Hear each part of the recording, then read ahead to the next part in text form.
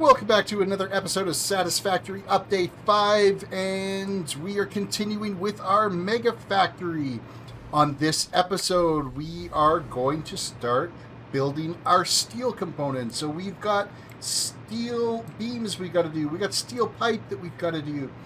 We've got encased industrial beams, and if we have time, we'll maybe throw some stators in there as well. So sit back, relax, and let's jump into it. First thing we're going to dive into is getting all prepped up for our steel beam construction. We need to be making, what is it? It's a goal of 180 steel beams per minute, which is done through constructors, which is, you know, kind of handy. We can, I mean, I'm not going to add them to the second floor constructor floor just because, I mean, this has already got tons and tons and tons of constructors on it. So it's going to be added up here on the third floor. And so that means it's going to take roughly, what did I figure that out for? Steel beams, it's going to be 12 constructors we're going to need for that. So we're going to get that process all set up here. And I might even have the room right in here to be able to get that. So I'm going to try and see, because we're going to do one constructor on each side. So really I only need to go like 6 spaces over with it. To be able to handle all of the steel beams that we need to make. Then, of course, those steel beams will go into a storage container and later into other things that we're going to be constructing, like, you know, your encased industrial steel beams, that so on and so forth. So let me get the constructors laid out for that and work on getting our steel ingots up here. So quick little change of plans as I was trying to work out where I was going to bring my steel ingots from and the amount of space that we had here. I've opted to go with making the steel pipe first because it's going to take 18 constructors to make the steel pipe. And this space just was a little bit more inviting to having the 18 constructors set up in here. So we're going to do the steel pipe here first. I have the constructors laid down here right now. And I'm just working on bringing our steel ingot line over, and then we'll go from there to be able to expand on to additional manufacturing for the steel beams. Okay, we have our steel pipe construction all set up and ready to go, and it is making a total of 360 steel pipe per minute, and we only need about 350 steel pipe per minute in our overall mega factory plan. So we have a little bit that's going to be extra overflow. Everything is being priority fed into this double storage container that we have here. And then once the storage container is completely full, it will take the line and move it out to this overflow side to be used continuing on throughout our mega factory. So I went with a smart splitter manifold system. So that these ones here will priority fill up with ingots first, so on and so forth down the line here. And it actually looks like everything is almost full at this point because we are feeding this with 780 items per minute. And yeah, so it's just working on filling up these last ones. And we're actually only consuming 540 items per minute off of this conveyor. So the excess iron ingots are coming out, and they're going to be available on this conveyor here to be used in other manufacturing if need be. I want to say, though, that I believe I'm well overproducing my iron ingots. So there's a good opportunity or good possibility here that these excess ingots that are going to be here aren't even going to be used. And I'm currently in an autosave right now. And as this mega factory is getting larger and more complex, and there's more things functioning and moving on it, the autosaves take a little bit longer to run now. So I'm not sure if we're going to start like hitting game limitations with the amount of entities that we have moving and stuff, but it'll be interesting to see how game performance changes as we continue with our construction here. So next phase is I'm going to add in the steel beam construction now, and I'm going to place them here right beside this section right here. So let me get that laid out, and then we will continue on with the encased industrial steel beams. Okie dokie, steel beam construction is now complete. We've got all 12 of our constructors set up for that. and that is going to be manufacturing our steel beams. And steel beams is 180 items per minute, and we're going to be consuming 180 items per minute. So I am getting a little bit of a stockpile here. It is set up as the priority line, and then once this stockpile is full, the remainder goes off to the rest of the factory. So if we do pull a stack from here, it will temporarily delay anything beyond this production line. So then we do have a little bit of excess steel ingots coming off of here that I will end up just combining these two conveyors together to take care of any of our excess. So I want to say there's 40 items per minute extra on this one and 240 on this one. So we have 280 steel ingots that are overflow at this point that I'm not entirely sure we're going to need. If need be, I can always add more to the steel beam construction if we find that we want to be able to make more steel beams. But that is that. So the next would be encased industrial beams. That's going to take a total of 120 of our steel beams that we're making right now, which would leave 60 left over.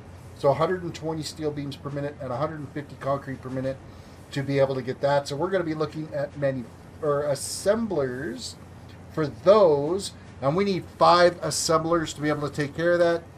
And I think this area that we've got kind of out in the open here, that's going to be able to handle our 5 assemblers with no issue whatsoever. We may just kind of continue them along this way, as we already have our feed for our iron ingots right here. So we could just continue on with our 5 assemblers out this way to be able to make our encased industrial steel beams. So that is what we're going to be building next, so stay tuned for that. All right, we have the encased industrial steel beam manufacturing is all completed. We have our 5 assemblers set up here. We are taking our steel beam construction over from where our steel beam manufacturing is coming from there, and then it's being fed through these splitters into our various machines here, as well as I am pulling from our concrete feed on the bottom floor. It's coming down this way and feeding into these assemblers as well. So if we come down here and we look and see where we're at, we have 370 items remaining, items per minute remaining on our concrete line.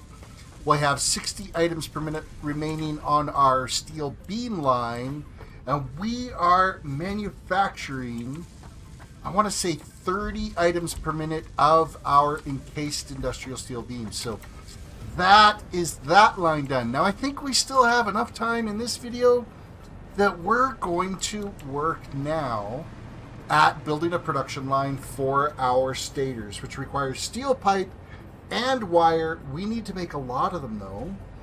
We are going to need 300 pipe and 800 wire spread across 20 assemblers. So we're going to be building this line out that way, and yeah, we're going to be taking up a big chunk of this next to the rest of this floor here to be able to get that manufacturing line done. So let's get started with that build. What a logistical piece of artwork this has become. We have our assemblers set up making our stators, and we're just finishing up with a quick little autosave here. And it's not getting so quick anymore. There's a lot of machines running out here now. So let's have a look at what we've got going on here. So we have pulled our steel pipe over from here. The steel pipe feeds through, and then it drops down on this elevator, and it runs to a series of splitters all along, on the bottom here, except for where I forget to actually hook up the conveyors. It's amazing how well it works when you actually have the conveyors all hooked up. So, so we have our steel pipe all getting fed down through here in the splitters, loading out to their various machines. Then we have our copper. We need a total of 800 copper per minute. And so over at our copper cable manufacturing, we had an extra 120 items per minute of copper that's sitting over here. So I have pulled this 120 items of copper wire, and it shoots off this way. It's on this lower conveyor, and it's running along here. And of course, it looks like it's more than 120 items per minute right now because, of course, our cabling is all caught up. We're not making a huge pile of cabling right now. So there is slightly more than the 800 per minute. Or sorry, the 120 per minute. But the 120 per minute is feeding into this bottom conveyor. And then it's feeding, splitting 3 ways to do these 3 manufacturers, or 3 assemblers right here. Because they each need 40 copper wire. So this one, and this one, that's our 120 copper wire. Guaranteed that I know is excess off of that production line. So that takes care of all of the cable, or the copper wire on that line. Then this other item line that's here, this is 780 items per minute that are flying down here. Well, we only really need, what is it? It was a total of 180, so 680 is what's remaining. We need an 800, and we've already got 120 here, so that leaves 680 items per minute.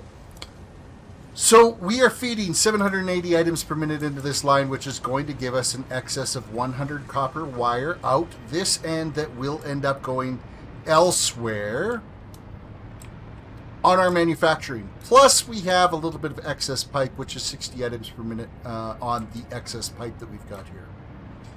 All of these are accumulating up and gathering, and they're getting stored into this storage. This is where our stators are being stored. And then once that storage container is full, we have our output line here for wherever we need those stators for later manufacturing. But the way the materials are flowing through here, I'm really happy with how everything has turned out. So we took our 780 items of copper wire this way. It shoots up with an elevator. It feeds that second line that is obviously just cruising along right now. And it all feeds in here really nicely to be able to get the stators up and running. So this is going to take care of the majority of our steel production. Now there might still be, I'm not entirely sure here if there's anything else that we need to worry about with steel. But this is the majority of our steel production. We have, let's do a quick recap on it. We have our steel pipe being manufactured right here. We have our steel beams being manufactured right here. That is then feeding into these assemblers here that's making our industrial encased steel beams. And then from the industrial encased steel beams, they're just being stored into this storage container for right now.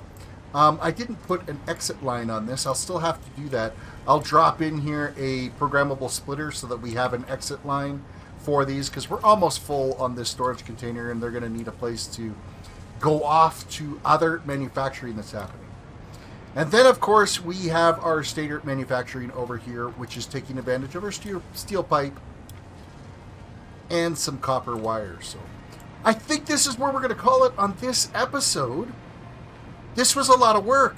How are we doing power-wise with what we've got going on here? So we still have about 7 to 8 gigawatts of power available to us based off of our current power production.